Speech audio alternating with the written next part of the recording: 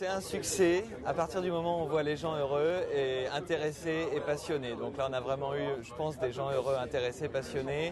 qui ont pu en plus aller dans des endroits qui étaient pas découverts par rapport à la première édition, aller à l'université, se promener dans Avignon, aller se retrouver ensemble le soir et puis passer ensuite la journée pour débattre sur des sujets de fond. Donc le mélange de ces deux choses cette année, c'est un succès. L'édition 2009, il y a une des innovations, en tout cas du côté de l'organisation, c'était vraiment la volonté de pouvoir emmener les gens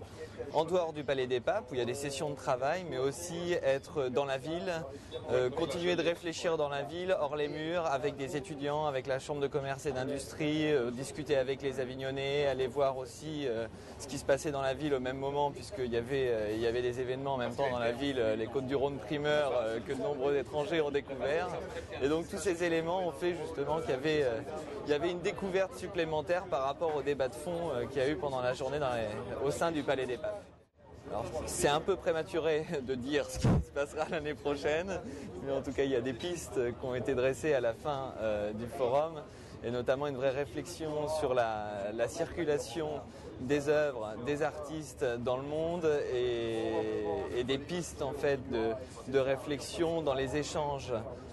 entre le nord et le sud, mais aussi est-ouest, plutôt dans tous les sens, et que ce soit un forum le plus international possible, donc avec le plus de gens, du plus grand nombre d'horizons possible.